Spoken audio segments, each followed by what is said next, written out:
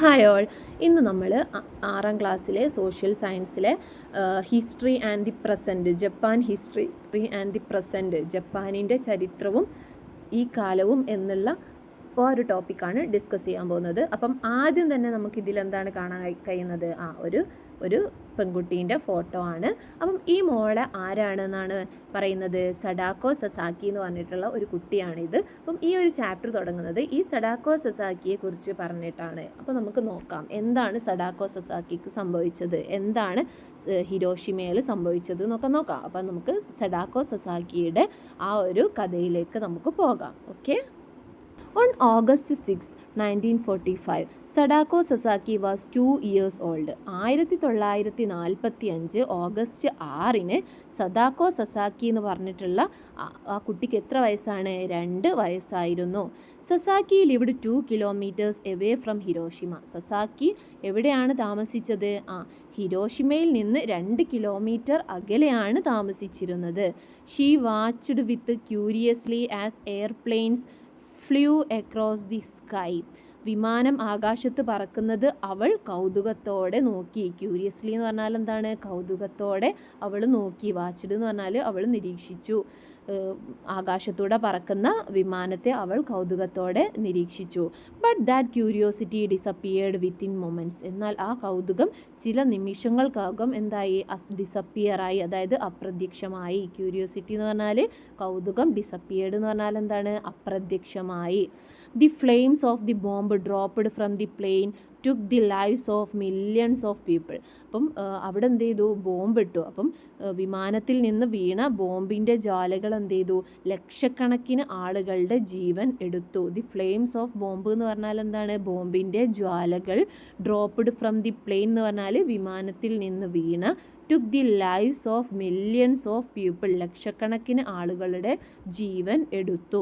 The flames spared Sasaki who was a little further away. അപ്പം അല്പം അകലെയായിരുന്ന സസാക്കിയെ ആ ജ്വാലകൾ ബാധിച്ചില്ല, അവൾ രക്ഷപ്പെട്ടു എന്നാണ് പറയുന്നത്. Time passed. അങ്ങനെ കുറേ വർഷങ്ങൾ കടന്നുപോയി. The atomic radiation from the atom bomb continue to kill those around it. അന്ന് അവർ നിക്ഷേപിച്ച ആണവ ബോംബിൽ നിന്നുള്ള കിരണ വികിരണം എന്തുണ്ടാക്കി? ചുറ്റുമുണ്ടായിരുന്നവരെ കൊല്ലുന്നത് തുടർന്നു എന്നാണ് പറയുന്നത്. അതായത് അറ്റോമിക് റേഡിയേഷൻ എന്ന് പറഞ്ഞാൽ എന്താണ്? ആണവ ബോംബിൽ നിന്നുള്ള കിരണ വികിരണത്തിനെയാണ് നമ്മൾ അറ്റോമിക് റേഡിയേഷൻ എന്ന് പറയുന്നത്. അതെന്ത് ചെയ്തു? അന്ന് അവിടെ ചുറ്റുണ്ടായിരുന്ന ആൾക്കാരെ കൊല്ലുന്നത് തുടർന്നു. വർഷങ്ങൾ കഴിഞ്ഞിട്ടും അതെന്ത് ചെയ്തു? ആൾക്കാരെ കൊല്ലുന്നത് തുടർന്നു. Time that not show mercy even to Sadako Sasaki. സമയം എന്ത് ചെയ്തു? സഡാക്കോ സസാക്കിയോടും കരുണ കാണിച്ചില്ല. നോട്ട് ഷോ മേഴ്സി എന്ന് പറഞ്ഞാൽ കരുണ കാണിച്ചില്ല.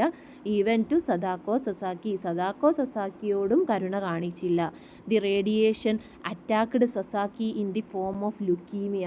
ആ കിരണങ്ങൾ എന്ത് ചെയ്തു? സസാക്കിയെ ലുക്കീമിയ രൂപത്തിൽ ബാധിച്ചു. ലുക്കീമിയ എന്ന് പറഞ്ഞാൽ എന്താണ്? രക്ത ക്യാൻസറാണ്. അപ്പോൾ രക്ത ക്യാൻസറിൻ്റെ രൂപത്തിൽ എന്ത് ചെയ്തു? അത് സസാക്കിയെ ബാധിച്ചു. Even on her hospital bed Sasaki did not lose hope. ഹോസ്പിറ്റലിൻ്റെ ബെഡിൽ കിടക്കുമ്പോഴും സസാക്കിക്ക് എന്ത് നഷ്ടമായില്ല? പ്രതീക്ഷ നഷ്ടമായില്ല. ഹോപ്പ് എന്ന് പറഞ്ഞാൽ എന്താണ്? പ്രതീക്ഷ. ഡിഡ് നോട്ട് ലോസ് ഹോപ്പ് എന്ന് പറഞ്ഞാൽ പ്രതീക്ഷ നഷ്ടമായില്ല. Her friend Chizuko Hamamoto used to visit her in the hospital. അവളുടെ സുഹൃത്ത് ചിസുക്കോ ഹമമോട്ടോ ആശുപത്രിയിൽ അവളെ കാണാൻ വരുമായിരുന്നു. വൺ ഡേ, ഒരു ദിവസം, ഹമമോട്ടോ ടോഡ് Sasaki to make paper cranes. ഒരു ദിവസം ഹമമോട്ടോ എന്ത് ചെയ്തു? സസാക്കിയെ പേപ്പർ കൊക്കുകൾ ഉണ്ടാക്കാൻ പഠിപ്പിച്ചു. പേപ്പർ ക്രെയിൻസ് എന്ന് പറഞ്ഞാൽ എന്താണ്? പേപ്പർ കൊക്കുകൾ, അതായത് പേപ്പർ കൊണ്ട് കൊക്കുകൾ ഉണ്ടാക്കാൻ വേണ്ടിയിട്ട് പഠിപ്പിച്ചു. The Japanese had a belief that if they made 1,000 of cranes their wish would come true. അപ്പോൾ ജപ്പാനിലൊരു വിശ്വാസമുണ്ട്. എന്താണ് ആ വിശ്വാസം?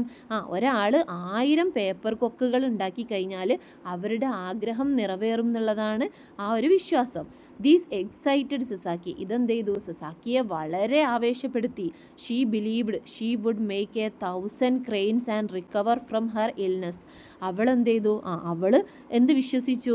അവൾക്ക് 1000 കൊക്കുകൾ ഉണ്ടാക്കി കഴിഞ്ഞാൽ അവളുടെ രോഗം സുഖപ്പെടുമെന്ന് അവൾ വിശ്വസിച്ചു. Getting paper was not easy then. അന്നത്തെ സാഹചര്യത്തിൽ പേപ്പർ കിട്ടുക എന്നുള്ളത് അത്ര എളുപ്പമല്ലായിരുന്നു. They when around neighbouring room for the paper use to wrap medicines. അപ്പോൾ അവരെന്ത് ചെയ്തു, അവരുടെ അടുത്തുള്ള റൂമുകളിലൊക്കെ പോയിട്ട് മരുന്ന് പൊതിയാൻ ഉപയോഗിക്കുന്ന പേപ്പറുകൾ കളക്ട് ചെയ്യാൻ വേണ്ടിയിട്ട് അവർ പോയി. അങ്ങനെ അവരെന്ത് ചെയ്തു, ആ മുറികളിൽ നിന്നൊക്കെ പേപ്പർ ശേഖരിച്ചു. Friends from school brought paper to her. സ്കൂളിലുള്ള സുഹൃത്തുക്കൾ എന്ത് ചെയ്തു, അവൾക്കായിട്ട് കുറേ പേപ്പറുകൾ കൊണ്ടു കൊടുത്തു. But faith had the other plans. പക്ഷേ വിധിക്ക് വേറൊരു തീരുമാനം ഉണ്ടായിരുന്നു. Her illness did not allow Sasaki to fulfil her hope to making 1000 cranes. അങ്ങനെ 1000 കൊക്കുകൾ ഉണ്ടാക്കുക എന്നുള്ള അവരുടെ ആഗ്രഹം പൂർത്തിയാക്കാൻ അവളെ വിധി അനുവദിച്ചില്ല. On October 25, 1955, Sasaki when this world having completed only 644 cranes. അങ്ങനെ 1955 ഒക്ടോബർ 25 644 കൊക്കുകൾ മാത്രം പൂർത്തിയാക്കിയിട്ട് സസാക്കി ഈ ലോകത്ത് നിന്ന് വിടവാങ്ങി. Her dear friend Shizuko Hamamoto with tear filled eyes completed the 1000 crane for her. അവളുടെ പ്രിയ സുഹൃത്ത് ചിസുക്കോ ഹമമോട്ടോ എന്ത് ചെയ്തു, നിറഞ്ഞ കണ്ണുകളോടെ അവൾക്കായിട്ട് 1000 കൊക്കുകൾ പൂർത്തിയാക്കി. അവൾക്ക് വേണ്ടിയിട്ട് 1000 കൊക്കുകളെ ഉണ്ടാക്കി എന്നാണ് പറയുന്നത്. Sasaki was buried with those beloved cranes. ആ പ്രിയപ്പെട്ട കൊക്കുകൾക്കൊപ്പം ആരെയും സംസ്കരിച്ചു, സസാക്കിയെയും സംസ്കരിച്ചു. ആ സസാക്കിയെ സംസ്കരിക്കുന്നതോടൊപ്പം എന്ത് ചെയ്തു, ആ പ്രിയപ്പെട്ട കൊക്കുകളെയും അവളുടെ കൂട്ടത്തിൽ സംസ്കരിച്ചു. Today, the paper cranes that stand as symbol of hope carry Sadako Sasaki's pain, her hope, along with a smile for peace. ഇന്ന് പേപ്പർ കൊക്കുകൾ എന്തിൻ്റെ സിമ്പലായിട്ടാണ് കാണപ്പെടുന്നത്? പ്രതീക്ഷയുടെയും അതുപോലെ തന്നെ വേദനയുടെയും സമാധാനത്തിൻ്റെയും. സദാക്കോ സസാക്കിയുടെ വേദനയുടെയും പ്രതീക്ഷയുടെയും അതുപോലെ തന്നെ സമാധാനത്തിൻ്റെയും ഒക്കെ സിമ്പലായിട്ടാണ് എന്ത് കാണുന്നത്, പേപ്പർ കൊക്കുകൾ കാണുന്നത്. Along with a smile for peace, ഒരു പുഞ്ചിരിയോട് കൂടിയിട്ടാണ് ഇവർ ആ പേപ്പർ കൊക്കുകളെ കാണുന്നത്. The dropping of atom bombs by united state of America on Hiroshima on August 6, 1945, the Nagasaki on August 9 was an event that shocked the world. 1945 August 6 ഹിരോഷിമയിലും August 9 നാഗസാക്കിയിലും America ആണവ ബോംബ് വീഴ്ത്തിയത് ലോകത്തെ നടുക്കിയ ഒരു സംഭവമായിരുന്നു എന്നാണ് പറയുന്നത്. ഷോക്ക്ഡ് ദി വേൾഡ് എന്ന് പറഞ്ഞാൽ എന്താ, ലോകത്തെ നടുക്കി എന്നാണ് പറയുന്നത്. The consequence of these are still being suffered by the Japanese. ഇതിൻ്റെ ദുഷ്പ്രഭാവങ്ങൾ ജപ്പാനിലെ ജനങ്ങൾ ഇന്നും അനുഭവിക്കുന്നുണ്ട് എന്നാണ് പറഞ്ഞത്. Japan, which was completely devastated by the bombing, rapidly recovered and stands tall today as one of the developed country in the world. അപ്പം ആക്രമണത്തിൽ പൂർണ്ണമായിട്ട് നശിച്ച ജപ്പാന്, കംപ്ലീറ്റ്ലി ഡിവാസ്റ്റേറ്റഡ് എന്ന് പറഞ്ഞാൽ എന്താണ്, പൂർണ്ണമായിട്ട് നശിച്ച ജപ്പാന് റാപ്പിഡ്ലി റിക്കവേർഡ്, പെട്ടെന്ന് തന്നെ എന്ത് ചെയ്തു, പുനർജീവിച്ചു. And stand tall today as the one of the developed country in the world. വേഗത്തിൽ തന്നെ പുനരുജ്ജീവിച്ചിട്ട് എന്ത് ചെയ്തു, ഇന്ന് ലോകത്തിലെ വികസിത രാജ്യങ്ങളിൽ ഒന്നായി ഉയർന്നു നിൽക്കുന്നു എന്നാണ് പറഞ്ഞത്. Are you interested in knowing the history of Japan? നിങ്ങൾക്ക് ജപ്പാനിൻ്റെ ഹിസ്റ്ററി അറിയാൻ നിങ്ങൾ ഇൻട്രസ്റ്റഡ് ആണോ എന്നാണ് ചോദിക്കുന്നത്. ലെറ്റ്സ് എക്സ്പ്ലോർ, നമുക്കത് പരിശോധിക്കാം. Japan is an archipelago in the Pacific Ocean in East Asia. അപ്പോൾ കിഴക്കൻ ഏഷ്യയിലെ പസഫിക് സമുദ്രത്തിൽ സ്ഥിതി ചെയ്യുന്ന ഒരു ദ്വീപ സമൂഹമാണെന്ത്, ജപ്പാൻ. ഒരു ദ്വീപ സമൂഹമാണെന്ത്, ജപ്പാൻ. എവിടെയാണത് സ്ഥിതി ചെയ്യുന്നത്? ഈസ്റ്റ് ഏഷ്യയിലുള്ള പസഫിക് സമുദ്രത്തിൽ സ്ഥിതി ചെയ്യുന്ന ഒരു ദ്വീപ സമൂഹമാണ് Japan. There are thousands of islands in Japan. ജപ്പാനിൽ 1000കണക്കിന് ദ്വീപുകളുണ്ട് എന്നാണ് പറയുന്നത്. ഇനി നമ്മളോട് പറയുകയാണ് observe map and find Japan's location. Map നോക്കിയിട്ട് ജപ്പാൻ്റെ ലൊക്കേഷൻ കണ്ടെത്താനാണ് പറയുന്നത്. എന്നിട്ട് എന്ത് പറയുകയാണ്, identify and write down the main islands. നമ്മളോട് അവിടെയുള്ള മെയിൻ ഐലൻഡ്സ് ഐഡൻറ്റിഫൈ ചെയ്യാനാണ് പറയുന്നത്. ഏതൊക്കെയാണ് മെയിൻ ഐലൻഡ്സ്? ഹൊക്കൈഡോ ഉണ്ട്, അതുപോലെ തന്നെ ഹോൻഷു, ഷിക്കോഗു ആൻഡ് ക്യൂഷു ഒക്കെയാണ് ഏതൊക്കെ മെയിൻ ഐലൻഡ്സ്. ഇനി അടുത്തതാണ് majority of the Japanese population lives on these 4 main islands. ജപ്പാനിലുള്ള ജനങ്ങളിൽ ഭൂരിഭാഗം ആളുകളും ഈ പ്രധാനപ്പെട്ട 4 ഐലൻഡുകളിലാണ് ജീവിക്കുന്നത്. ഏതൊക്കെയാണ് ആ 4 ഐലൻഡ്? ഹൊക്കൈഡോ ഉണ്ട്, ഹോൻഷു, ഷിക്കോഗു ആൻഡ് ക്യൂഷു ഒക്കെയാണ് ആ 4 islands. Vast coast lines, high hill ranges and mountains are the features of Japan's geography. ജപ്പാൻ്റെ ഭൗമവിശേഷങ്ങൾ എന്തൊക്കെയാണ്? വിശാലമായ തീരപ്രദേശങ്ങൾ, vast coast lines, high hill ranges ഉയർന്ന മലനിരകൾ, മൗണ്ടെയ്ൻസ് പർവ്വതങ്ങൾ, ഇതൊക്കെയാണ് എന്ത് ജപ്പാൻ്റെ സവിശേഷതകൾ, ഭൗമ വിശേഷതകൾ എന്ന് പറയുന്നത്. Japan is a country constantly facing earth and volcanic eruption. ഭൂകമ്പങ്ങളും അഗ്നിപർവ്വത സ്ഫോടനങ്ങളും സ്ഥിരമായി നേരിടുന്ന ഒരു രാജ്യമാണ് ഇത് ജപ്പാൻ. അപ്പോൾ അവിടെ എർത്ത് കേക്ക് എന്ന് പറഞ്ഞാൽ എന്താ? ഭൂകമ്പം. വോൾക്കാനിക് ഇറപ്ഷൻ എന്ന് പറഞ്ഞാൽ എന്താ? അഗ്നിപർവ്വത സ്ഫോടനങ്ങൾ. The rivers are generally steep and fast flowing. ജപ്പാനിലെ നദികൾ എങ്ങനെയാണ്? കുത്തനെയും അതുപോലെ തന്നെ വേഗത്തിൽ ഒഴുകുന്നതുമാണ്. The longest river in Japan is Shinano river. ജപ്പാനിലെ ഏറ്റവും നീളമുള്ള നദിയാണ് ഇത് ഷിനാനോ നദി. ഷിനാനോ റിവറാണ് ജപ്പാനിലെ ഏറ്റവും നീളമുള്ള റിവർ. ഇനി അടുത്തത് പറയാണ് observe the world map, identify and note neighbouring countries of Japan. അതായത് ലോക മാപ്പ് നിരീക്ഷിച്ചിട്ട് ജപ്പാനിൻ്റെ അയൽ രാജ്യങ്ങളെ കണ്ടെത്താനാണ് പറയുന്നത്. ഏതൊക്കെയാണ് neighbouring countries? Russia, China, Korea. ഇതൊക്കെയാണ് ജപ്പാനിൻ്റെ നൈബറിംഗ് കൺട്രീസ്. അടുത്തതാണ് ദി ഹിസ്റ്ററി ഓഫ് ജപ്പാൻ. ജപ്പാനിൻ്റെ ചരിത്രം. China and Korea, the neighbouring countries of Japan, had its influence in the culture of Japan from Asian times. ജപ്പാനിൻ്റെ അയൽ രാജ്യങ്ങളായ ചൈനയും കൊറിയയും പുരാതന കാലം മുതൽ ജപ്പാനിൻ്റെ സംസ്കാരത്തെ സ്വാധീനിച്ചു എന്നാണ് പറയുന്നത്. ഇൻഫ്ലുവൻസ് എന്ന് പറഞ്ഞാൽ സ്വാധീനിച്ചു, കൾച്ചർ ഓഫ് ജപ്പാൻ എന്ന് പറഞ്ഞാൽ ജപ്പാനിൻ്റെ സംസ്കാരത്തെ സ്വാധീനിച്ചു. The Chinese writing system, philosophy and literature reached Japan through Korea. അപ്പോൾ ചൈനീസ് ലിപിയും അതുപോലെ തന്നെ തത്വചിന്തയും സാഹിത്യവും കൊറിയ വഴി എവിടെ എത്തി? ജപ്പാനിലെത്തി. അപ്പോൾ ചൈനീസ് റൈറ്റിംഗ് സിസ്റ്റം എന്ന് പറഞ്ഞാൽ ലിപിയും, ഫിലോസഫി എന്ന് പറഞ്ഞാൽ തത്വചിന്തയും, ലിറ്ററേച്ചർ എന്ന് പറഞ്ഞാൽ സാഹിത്യവും ഒക്കെ ഏത് വഴിയാണ് ജപ്പാനിലേക്ക് എത്തുന്നത്? കൊറിയ വഴിയാണ്. In this manor Buddhism also spread in Japan. ഈ ഒരു രീതിയിൽ ബുദ്ധിസം എവിടെ സ്പ്രെഡ് ചെയ്തു? ജപ്പാനിൽ സ്പ്രെഡ് ചെയ്തു. അടുത്തത് ലിറ്ററേച്ചർ. ജപ്പാനിലുള്ള സാഹിത്യമാണ് പറയുന്നത്. Kojiki written in the 8th century CE is a work that describes the traditional history of Japan. ക്രിസ്തുവർഷം 8ാം നൂറ്റാണ്ടിൽ എഴുതപ്പെട്ട കൊജിക്കി ജപ്പാനിൻ്റെ പരമ്പരാഗത ചരിത്രം വിവരിക്കുന്ന കൃതിയാണ്. അപ്പോൾ കൊജിക്കി എന്ന് പറഞ്ഞാൽ എന്താണ്? ജപ്പാനിൻ്റെ ട്രഡീഷണൽ ഹിസ്റ്ററി, പരമ്പരാഗത ചരിത്രം എഴുതിയിട്ടുള്ള ഒരു കൃതിയാണ് എന്ത്? കൊജിക്കി. അത് ഏത് കാലത്താണ് എഴുതിയത്? 8th century CEയിലാണ് അത് എഴുതിയത്.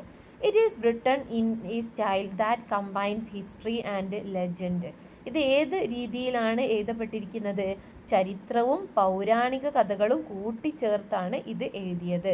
ഹിസ്റ്ററി എന്ന് പറഞ്ഞാൽ ചരിത്രം, ആൻഡ് ലെജൻഡ് എന്ന് പറഞ്ഞാൽ പൗരാണിക കഥകളും കൂട്ടിച്ചേർത്തിട്ടാണ് എന്ത് എഴുതിയത്? കൊജിക്കി എന്ന് പറഞ്ഞിട്ടുള്ള ഈ ഒരു കൃതി എഴുതിയത്.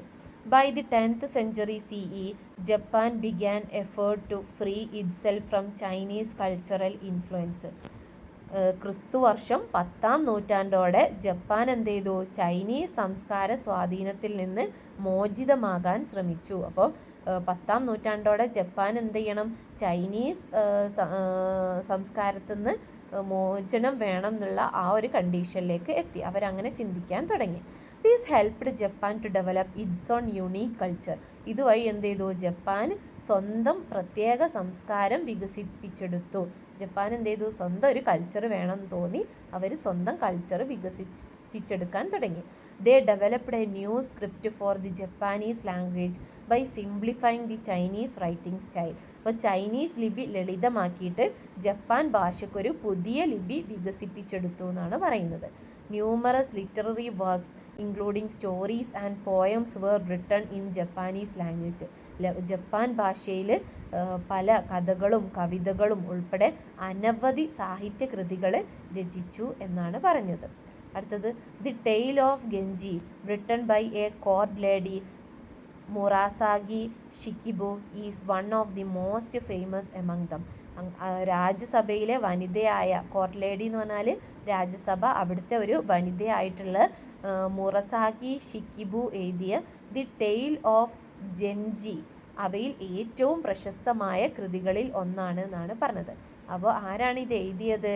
ഒരു കോർട്ട് ലേഡി ആയിട്ടുള്ള മുറാസാഗി ഷിക്കിബു ആണ് എഴുതിയത്. ആ കൃതിൻ്റെ പേരെന്താണ്? The tale of Genji. അതാണ് ഏറ്റവും ഫേമസ് ആയിട്ടുള്ള ജപ്പാനീസ് കൃതി എന്ന് പറയുന്നത്. അടുത്തതാണ് ഷിൻഡോയിസം. ഷിൻഡോയിസം എന്ന് പറഞ്ഞാൽ എന്താണ്? ജപ്പാനിലെ പരമ്പരാഗത മതവിശ്വാസത്തെയാണ് നമ്മൾ എന്ത് പറയുന്നത്? ഷിൻഡോയിസം എന്ന് പറയുന്നത്. അപ്പം Shintoism is the traditional religious belief in Japan. അപ്പം ജപ്പാനിലെ പരമ്പരാഗത മതവിശ്വാസമാണ് Shintoism. The word Shinto means the way of god. Shinto എന്ന് പറഞ്ഞ വാക്കിൻ്റെ മീൻ എന്താണ്? അർത്ഥം എന്താണ്? ദൈവത്തിൻ്റെ വഴി എന്നതാണ്. Deities were generally called as kami. ദേവന്മാരെ, ഡെയ്റ്റീസ് എന്ന് പറഞ്ഞാൽ എന്താണ്? ദേവന്മാർ. ദേവന്മാരെ സാധാരണയായി കിമി എന്നാണ് വിളിച്ചിരുന്നത്. The most important among them was the sun goddess Amaterasu. അവയിൽ ഏറ്റവും പ്രധാനപ്പെട്ടത് ആരാണ്? സൂര്യദേവതയായ അമത്തെരസു ആയിരുന്നു. അപ്പം ദേവന്മാരെ സാധാരണയായി കമി എന്നാണ് വിളിച്ചിരുന്നത്. കമികളിൽ ഏറ്റവും പ്രധാനപ്പെട്ട കമി ആരാണ്? സൂര്യദേവിയായ അമത്തെരസു ആയിരുന്നു. Emperors were considered to be descendants of the sun goddess. ചക്രവർത്തിമാർ സൂര്യദേവിയുടെ വംശജരാണ് എന്നാണ് അവർ കരുതപ്പെട്ടിരുന്നത്. These emperors were the head of the Shintoism. അപ്പം ഈ ചക്രവർത്തിമാരായിരുന്നു ഷിൻഡോയിസത്തിൻ്റെ തലവന്മാർ. ഷിൻഡോയിസത്തിലുള്ള തലവന്മാരാരാണ്? ചക്രവർത്തിമാരാണ്. അപ്പോൾ ചക്രവർത്തിമാർ സൂര്യദേവിയുടെ വംശജരാണ് എന്നാണ് കരുതപ്പെട്ടത്. അതുകൊണ്ടാണ് അവരെ ഇതിൻ്റെ തലവന്മാരാക്കിയത്. അടുത്തത് ഫുഡ്, ഭക്ഷണം. From Asian days rice was the staple food in the Japan. പുരാതന കാലം മുതൽ ജപ്പാനിലെ പ്രധാന ആഹാരം എന്തായിരുന്നു? അരിയാഹാരമായിരുന്നു. അരിയാഹാരമായിരുന്നു. This cooked food was called gohan. വേവിച്ച അരിയെ ഗോഹൻ എന്നാണ് വിളിച്ചിരുന്നത്. Millets were also a part of their diet. കുതിര വള്ളി പോലുള്ള ധാന്യങ്ങളും അവരുടെ ആഹാരത്തിൽ ഉണ്ടായിരുന്നു. As a source of nutrition fish was a part of their diet. പോഷകാഹാരമായിട്ട് മത്സ്യം അവരുടെ ഭക്ഷണത്തിൻ്റെ ഭാഗമായിരുന്നു. Sushi, a Japanese dish made of raw fish is now popular all over the world. പച്ച മാംസം ഉപയോഗിച്ച് തയ്യാറാക്കുന്ന ജപ്പാൻ വിഭവമായ സുഷി ഇന്ന് ലോകമെമ്പാടും പ്രശസ്തമാണ്. As a result of Chinese influence noodles also became a part of their diet. Chinese സ്വാധീനത്തെ തുടർന്ന് നൂഡിൽസും അവരുടെ ഭക്ഷണത്തിൻ്റെ ഒരു ഭാഗമായി എന്നാണ് പറഞ്ഞത്. അടുത്തത് ക്ലോത്തിങ്, വസ്ത്രധാരണം. The kimono is traditional dress of Japan. Kimono ജപ്പാനിൻ്റെ പരമ്പരാഗത വസ്ത്രമാണ്. It was mainly used in royal courts. ഇത് പ്രധാനമായും രാജസഭകളിൽ ഉപയോഗിച്ചിരുന്നു. ഏത്? കിമോനോ. അപ്പോൾ അവരുടെ വസ്ത്രത്തിൻ്റെ പേരാണെന്ത്? Kimono. Kimono is worn by both woman and men. സ്ത്രീകളും പുരുഷന്മാരും കിമോനോ ധരിക്കും. It was similar to long robes prevalent among the Chinese. ഇത് ചൈനക്കാരുടെ നീളം കൂടിയ വസ്ത്രങ്ങളോട് സാമ്യമുള്ളതാണ്. ഏത്? കിമോനോ എന്ന് പറയുന്ന ഈ ഒരു ജപ്പാനീസ് ഡ്രസ്സ്. അടുത്തതാണ് ഷോഗൺ റൂള്. ഷോഗൺ ഭരണകാലം എങ്ങനെയാണെന്നാണ് പറയുന്നത്. ഷോഗൺ ഭരണകാലം. Japan was ruled by emperors for ages. Japan ദീർഘകാലമായിട്ട് ചക്രവർത്തിമാരാലാണ് ഭരിക്കപ്പെട്ടിരുന്നത്. However by 12th century the administration of country passed from the emperors to hand of military leaders known as shoguns. എന്നാൽ 12ാം നൂറ്റാണ്ടോടെ രാജ്യഭരണം ഷോഗുൺ എന്നറിയപ്പെടുന്ന സൈനിക നേതാക്കളുടെ കൈകളിലേക്ക് മാറി. അപ്പോൾ കുറേ കാലം ജപ്പാന് ചക്രവർത്തിമാർ ഭരിച്ചു. 12ാം നൂറ്റാണ്ടായതോടെ അതെന്ത് ചെയ്തു? ഷോഗുൺ എന്ന് പറയപ്പെടുന്ന സൈനിക നേതാക്കളുടെ കൈകളിലേക്ക് മാറി. The shoguns ruled in the name of the emperor who become. ചക്രവർത്തിയുടെ പേരിൽ ഷോഗുൺ ഭരിച്ചു. ചക്രവർത്തി നാമമാത്ര ഭരണാധികാരിയായിട്ട് മാറി. അതായത് ചക്രവർത്തിക്ക് ഭരണമുണ്ട് എന്നുള്ളൊരു പേര് മാത്രമേ ഉള്ളൂ. ഭരിക്കുന്നത് ആരാണ്? ഷോഗുൺമാരാണ്. During these administration Japan was divided into over 250 domains. ഈ ഭരണകാലത്ത് ജപ്പാന് 250 അധികം പ്രവിശ്യകളായി വിഭജിക്കപ്പെട്ടു. Their control was placed under the rule of lords called daimyo. ഇവയുടെ ഭരണ നിയന്ത്രണം ഡൊയ്മിയോ എന്ന പ്രഭുക്കളുടെ കീഴിലായിരുന്നു. The samurais were a class of warriors who had influence in the administration. ഭരണത്തിൽ സ്വാധീനം ചെലുത്തിയ യോദ്ധാക്കളുടെ വിഭാഗമായിരുന്നു സമുറായിമാർ. They served the shoguns and daimyo. അവർ ഷോഗുന്മാരെയും അതുപോലെ തന്നെ ഡെയ്മിയോവരെയും സേവിച്ചു. The shogun rule come in to an end in Japan with the Meiji restoration in 19th century. 19ാം നൂറ്റാണ്ടിലെ മെയ്ജി പുനരുദ്ധാരണം കൊണ്ടാണ് ഷോഗുൺ ഭരണത്തിൻ്റെ അവസാനം വന്നത്.